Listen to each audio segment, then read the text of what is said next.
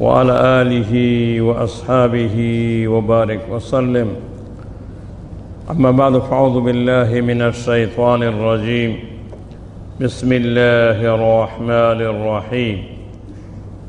ومن يبتغ غير الإسلام دينا فلن يقبل منه وهو في الآخرة من الخاسرين. صدق الله خالقنا العظيم،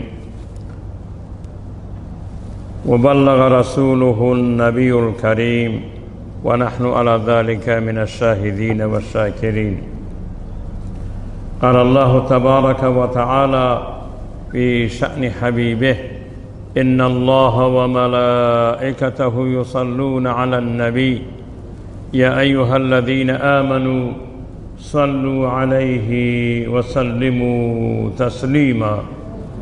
اللهم صل على سيدنا ومولانا محمد وعلى آله وأصحابه وبارك وسلم. زمن مرسو في الله سلامه، زمن برسو في الله سلامه کہ آیات خدا آموختن مارا. زمن برسو فی الله سلامه کہ آیات خدا آموختن مارا. ولی تأویل شان در حیرت انداخت، ولی تأویل شان در حیرت انداخت خدا و جبرائیل و مصطفی را. ولی تأویل شان در حیرت انداخت خدا و جبرائیل و مصطفی را. درود بخوانید. اللهم صل على سيدنا ومولانا محمد وعلى آله وأصحابه وبارك وسلم. در هفته گذشته آیه 84-85 را من از سوره آل عمران به حضور شما تلاوت کردم و درباره همین آیه و من یبتغی غیر الاسلام دینا فلن یقبل منه وهو فی الآخرة من الخاسرین یک مقدار توضیح داده شد، وقت ایجاب نکرد که برای شما این آیه کامل بیان بشود. دین اسلام همونطوری که علمای اسلام می نویسند سه چیز هست: عقیده هست، عمل هست، اخلاق. عقیده، عمل، اخلاق. و در حدیث جبرائیل هم همین سه چیز آمده که جبرائیل آمد به طور تعلیم از رسول الله سوال کرد که اسلام چیست؟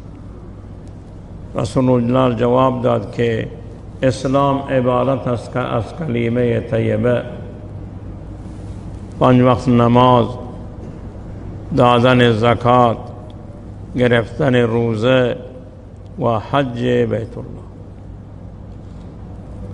دوباره گفت ایمان چیست؟ گفت ایمان عبارت است اینکه به خدا ایمان داشته باشه، به فرشتگان خدا ایمان داشته باشه که بندگان صالح خدا هستند و همیشه به عبادت خدا مشغولند و نافرمانی خدا را نمی کنند. و همچنین ایمان به کتابهای آسمانی، ایمان به انبیای خدا، ایمان به آخرت و ایمان به اینکه هر چی که بر سر انسانها یا در این دنیا جاری و ساری هست مطابق قضا و قدر الهی هست و بعد از مردن ما زنده می شویم. و ما تشاءون الا ان یشاء الله رب العالمین تعز من تشاء و تذل من تشاء و بیدک الخیر انک علی كل شیء قدیر. و آخر فرمود که احسان چیست؟ گفت احسان این است که ان تعبد الله کأنک تراه فإن لم تکن تراه فإنه یراک. خدا را چنان عبادت کن گویا که در حضورت الله ذوالجلال را میبینی. اگر تو خدا را نمیبینی الله ذوالجلال شما را میبینی. در محضر خدا هستی. بارها من گفتم اونایی که ایمان و اعتقاد به الله و به حاضر و ناظر بودن خدا دارند، اینکه خدا ام علیم هست و ام خبیر هست و ام بصیر هست و ام همه چیز می‌داند، پس اونا در محضر الله ذوالجلال گناه و معصیت نمی کنند، چون می‌دانند که این ذات لا یزال بر ما نظارت دارد، ما را می‌بیند. و اوناییم که به آخرت ایمان دارند عقیدهشان بر این است که فمن یعمل مثقال ذره خیرا یری و من یعمل مثقال ذره شرا یری و وجدوا ما عملوا حاضرا. هر چی که ما عمل کرده اونا همه حاضر می شوند. به گفته علما و مفسرین ان خیرا فخیرا و ان شرا فشرا.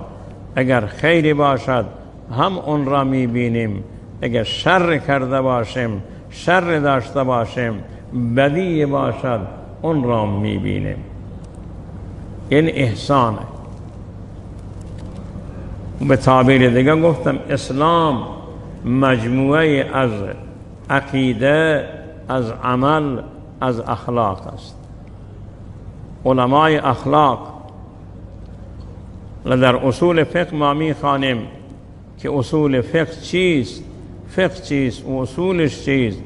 بگم فقه عبارت است از عقیده، فقه عبارت است از کلام و فقه عبارت است از اخلاق و وجدانیات، عبارت از اینا هست.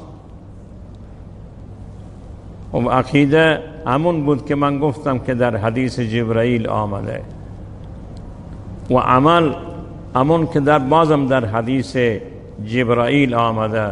احسان که میگویند این بحث دیگری هست که همون اخلاقیات دینی هستند، اونا را باید انسان بداند. سعدی در باب دوم کتاب گلستان میفرمایند اینکه همه میگویند طریقت طریقت طریقت چیست؟ میگه طریقت جدا چیزه. یکی ذکر خداوند به طریقی که شریعت دستور داده، ذکر خداوند را انسان بگوید.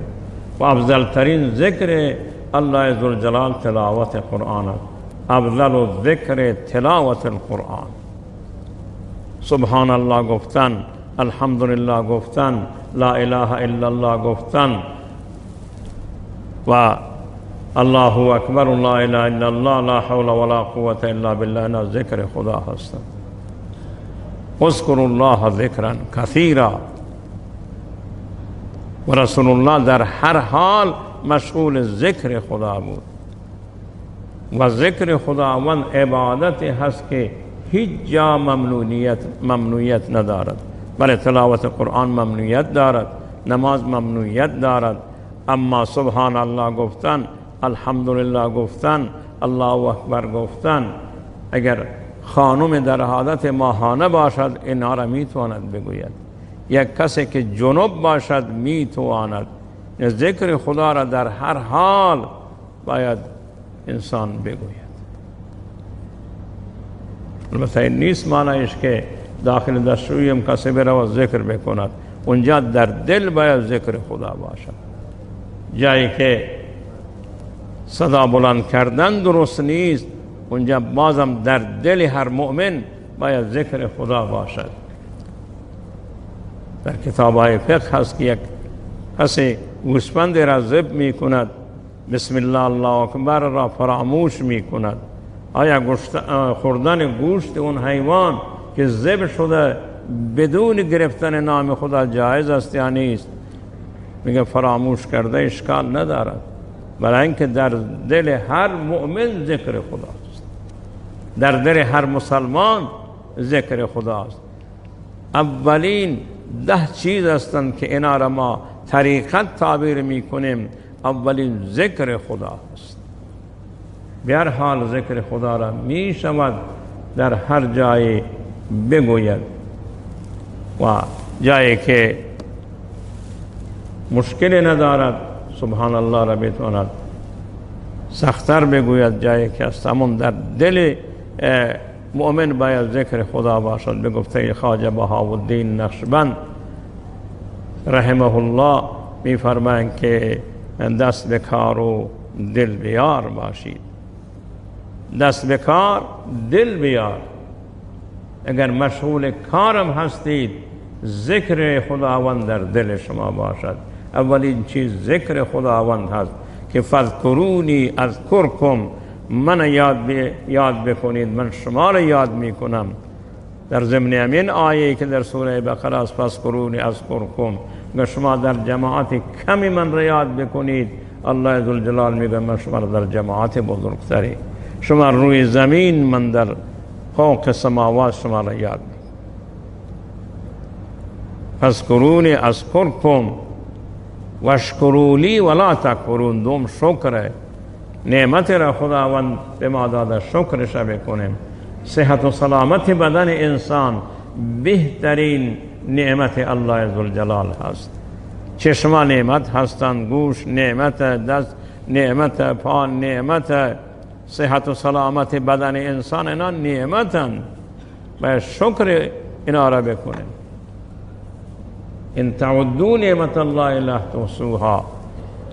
و اگر همه نعمتهای خداوند را شما حساب بکنید حساب نمیتوانید بکنید. از خداوند فرموده که ولا ان شکرتم لازیدنکم، شکر بکنید من نعمتهای شما را اضافه میکنم و ناشکری نکنید. سوم خدمت، باید انسان خدمت بکند. رسول الله فرموده سید القوم خادمهم، اون که بیشتر خدمت میکند سرداری خود را می افزاید.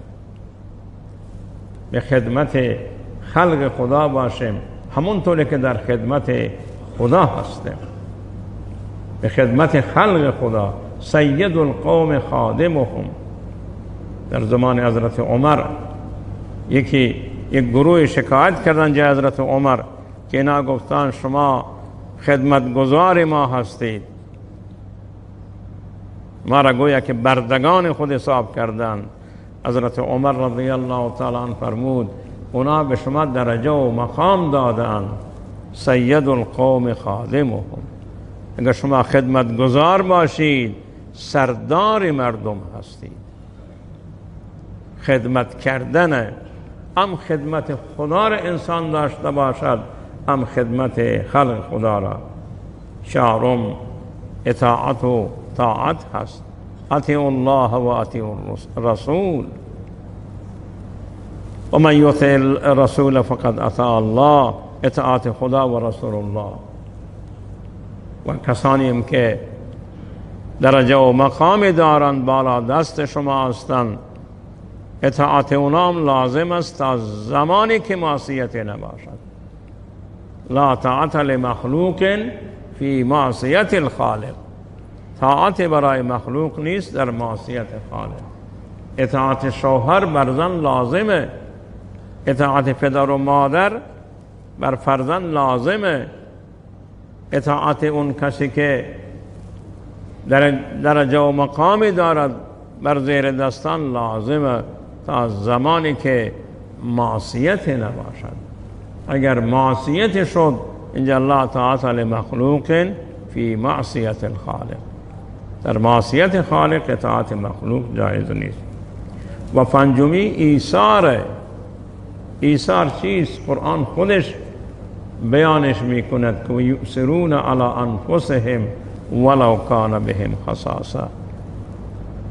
شاید امروز این نام را افراد زیادی یدک بکشند، بگویند ما ایثارگر هستیم، ما ایثار میکنیم، اما ایثاری که قرآن گفته چی بوده؟ ایثاری که قرآن بوده این بوده که یک کسی که اگر یک کله گوسفندی را به اون هدیه کردن، گفت امسایه من نیازش بیشتره، خودش برده به امسایه داده، تا 7 خانه اون کله گوسفند کله و پاچه رفته، آخر به صاحب اصلیش رسیده که اونا گفته اون از من نیازش بیشتره، اون گفته اون از من نیازش بیشتره. امروز برعکس شده، یؤثرون انفسهم، اینجا یؤثرون علی انفسهم هست، دیگران را بر خود ترجیح میدهند. یک جایی که صحبت کرد گفت که منطقه همه یک قومی بودند، افراد دیگری در اونجا مدرسه ابتدایی بگر رئیس و معاون و همه از دیگه جای آورده بودند، رابطه‌ای بودند، ضابطه‌ای نبودند. میگه آخر معاون امون مدرسه را از امون قومی که در اونجا بودند از اونا گذاشتن و معاون را گفتن شما دیگه تعالی معاونت کرده اید، ریاست مال ایناست، این مدرسه را باید رئیس مدرسه، مدیر مدرسه، معاونش هستن همینا باشن، چون بچه های خود اینا اینجا هستن. میگه اون معاون گفتن شما به عنوان یک معلم الان باشید، قبلا معلم بودید الان معاون شده اید. میگه فورا اون سکته کرد که گفتم از معاونت. میگه وای به حال این مردم که همه چیز شما برای خود گرفته اید، اینا هیچ کدام سکته نکردن تو حالا که گفتم معاونت را بگذارید، همون طوری که قبلا دبیری بوده، معلمی بوده همون. حالا این ایثارگری است که اگر شما از معاونت شما را انداختمون سکته بکند، از ریاست شما را انداختن سکته بکنید، پست و مقامی را شما گرفتن سکته بکنید، در حالی که لیاقت اون پست و مقام را ندارید. ایثارگری یؤثرون علی انفسهم ولو کان بهم خصاصه. وقتی که مال غنیمت، مال فی به دست رسول الله افتاد، انصار مدینه که واقعا انصار مدینه بودن، صحابه کرام گفتن ما اینجا خانه داشتیم، زمین داشتیم، زندگی داشتیم، شما ما را اصلا هیچ چی در نظر نگیرید. پیغمبر گفتن هیچ چی به ما ندهید، به اون کسانی که مهاجر هستند نیازمندند به اونا بدهید. ولا یجدون فی صدورهم حاجت مما اوتوا، حتی دلشان هم ناراحت نمیشد. ایثارگری این است، اینکه یکی بیاد همه چیز برای خود بداند و من ایثارگرم، نه اون ایثارگری نیست، اون ادعای ایثارگری هست، نه ایثارگری. میگه پنجم ایثار هست و ششم قناعت. بارها جمله را از حضرت علی نقل میکنم که تقوا 4 چیزه: خوف از الله ذوالجلال، عمل کردن به قرآن مجید، و سوم قناعت به اون رزق خدا به شما داده، به اون قلیله، و 4م آماده شدن برای رفتن از این دنیا هست. همیشه یک شعر معروف را استاد بزرگوار ما میخوان، گفت که قناعت چیز خیلی خوبی هست. شیر نر بوسد به حرمت، مرد خانه را قدم. شیر نر بوسد به حرمت، مرد خانه را قدم. فیر سگ خاید بدندان، پای مرد اردری. اون که در بدر میگردد هر فیر سگ پایش میگیرد.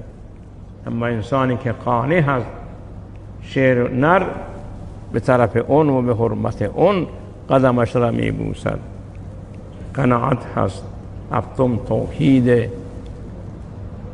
این در همه چیز خدا را فقط بداند. در علم کامل الله ذوالجلال است. علیم به ذات صدور خدا هست، دیگه کسی نیست. قدیر الله ذوالجلال، بصیر الله ذوالجلال، حاجت روا الله ذوالجلال، مشکل گشا الله ذوالجلال هست. دیگه کسی هیچ حاجتی را نمیتواند فوق اسباب برآورده بکند.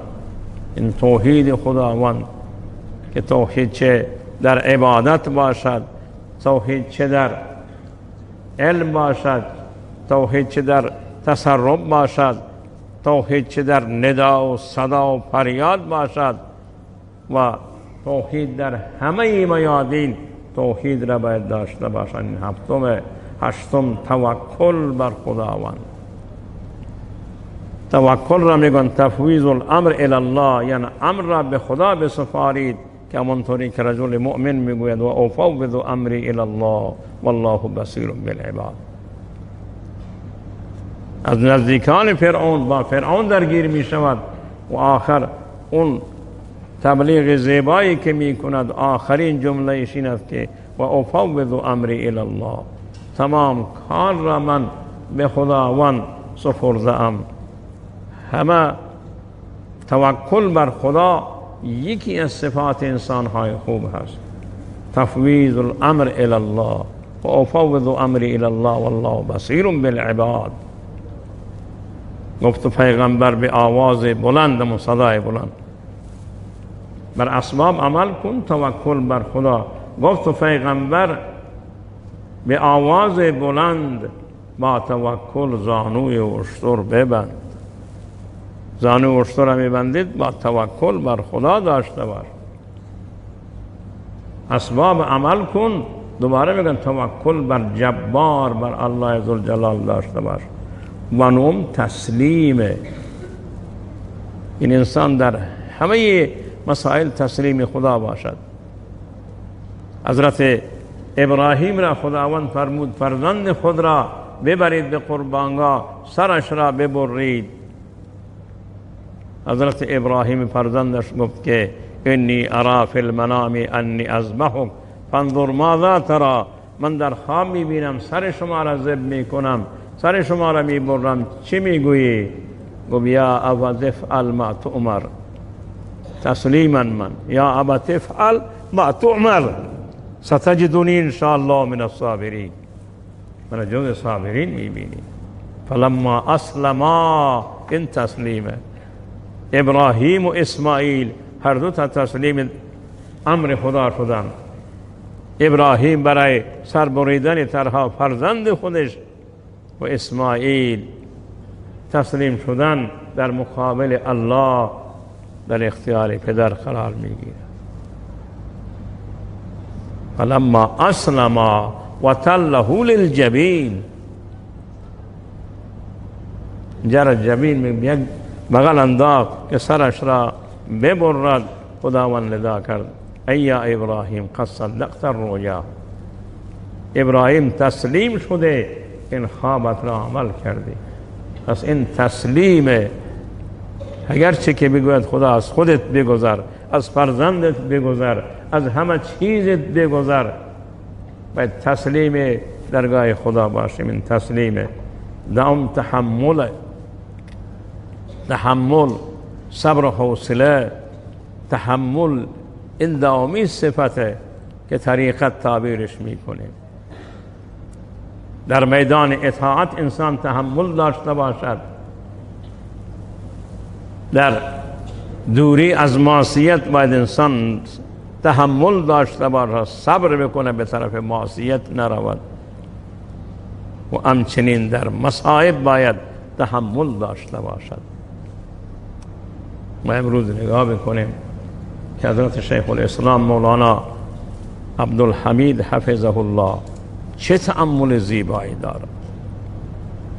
همه مصائب از نظر فیزیکی مزاحمت زیاد می شود، از نظر اون حیثیت و غیره مزاحمت زیاد می شود، اما مولانا تحمل و صبرش عجیب هست. از هر طرف می بینه هر روز یک صدای بلند می شود.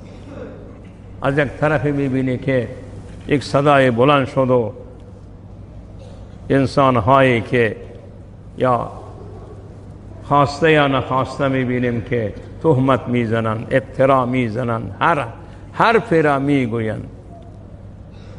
اما مولانا تحمل می کند و حضرت یوسف به برادران خودش زمانی که اونا در مقابلش سرافکنده و شرمنده شدن گفت دو چیز من پیروز کرد، یکی تقوای الهی، دوم صبر و حوصله. تکبیر!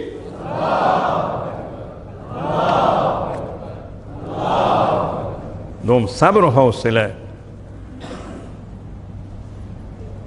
من این مسئله را میگویم، مولانا را خداوند امروز زبان جامعه قرار داده. هر کسی میخواد با اون در بیفتد خود را بدنام میکند، خود را رسوا میکند. تکبیر!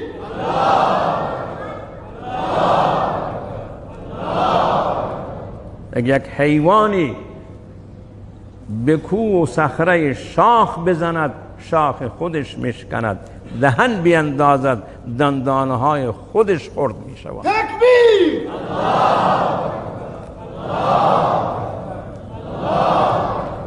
دائمین مرحله و منزل تحمل هست. خواجه عبدالله انصاری کتاب دارد به منازل السائرین و مدارج السالکین، ابن قیم، اینا همه امین مسائل نوشتن. اما دا چیز بد یا به شعر یک بزرگ در آورده، فقط همین شعر را من میخوانم، وقت تمام شده. به خواهی که شود دل تو چون آینه، دا چیز بد را از بدن خود بیرون بکنید. خواهی که شود دل تو چون آینه، دا چیز بیرون کن از درون سینه. دا چیز بیرون کن از درون سینه. این دا چیز چی هست؟ ما خود را به این میزان بسنجیم. یکی حرصه. من شعر بخوانم بعداً. حرص، عمل، غضب، دروغ، غیبت، بخل، حسد، ریا، کبر، کینه. نه 10 چیز شدن. خواهی که شود دل تو چون آینه، 10 چیز بیرون کن از درون سینه. اولین حرصه. و احضرت الانفس الشح. در ذات انسان حرص وله هست، حرص و آز است. رسول الله فرمودند که یک دره پون شتر باشد، میگه 2 تا باشد، 2 تا باشد میگه 4 تا بشوند. هرچی پول بیشتر داشته باشند اگر قانع نباشند میگه اینا کمند.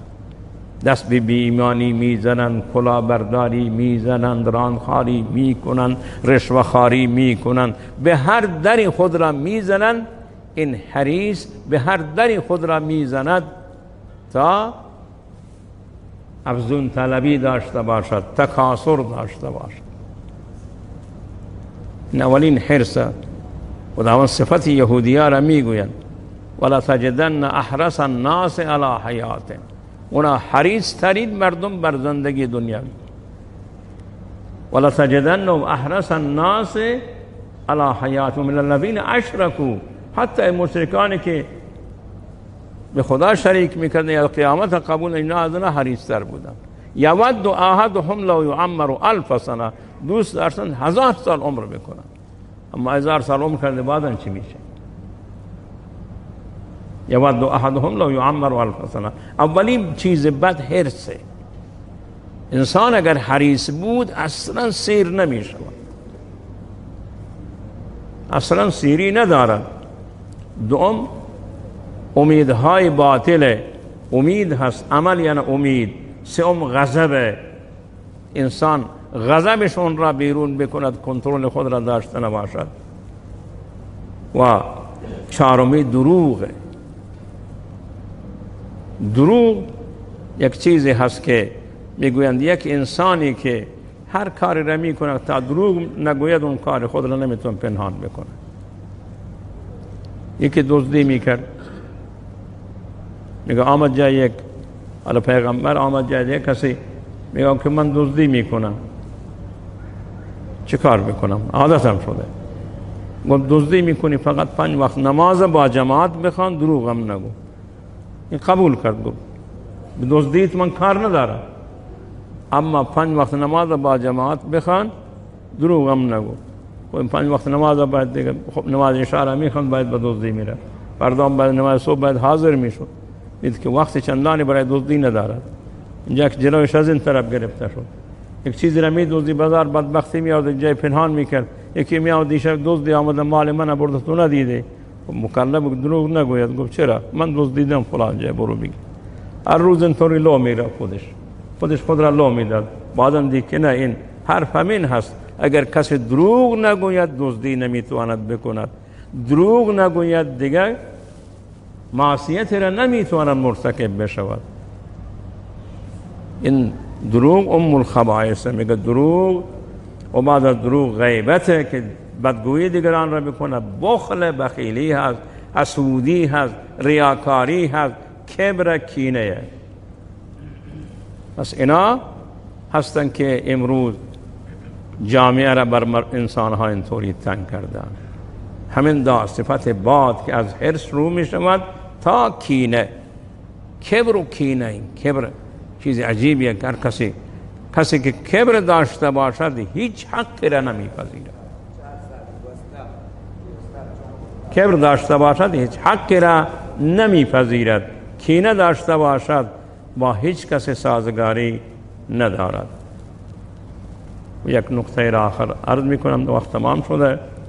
حالا بعض وقت می شود که ما خبرهای میشنویم از کشتار مردم، از کشتار نیروهای انتظامی، نظامی، سرباز، غیره. واقعا همه اینا برای ما مصیبت. نه فرزندان امین مرزوبوم، چه اون سوختبری که کشته می شود، چه اون کوله‌بری که کشته می شود، چه اون کسی که به هر نام اون را بکشم و اعدام بکنم، فرزند امین ملته، فرزند امین سرزمینه. تکبیر! بارها من گفتم اون سربازم فرزند امین ملته، اونی که در مقابلش اون را کشته اونم فرزند امین ملته. اینا همه سرمایه ایرانن، سرمایه ملتن. این مسائل بالا که از حرص گرفته تا کبر و کینه باعث نشوند که ما فرزندان خود را به دست خودمان بکشیم، که این مصیبت اینجا است. و هیچ وقت خدا میداند. من بارها گفتم سعدی میگوید که به مردی، من میگم به والله، به مردی که ملک سراسر زمین نیرزد که خون چکد بر زمین. تکبیر!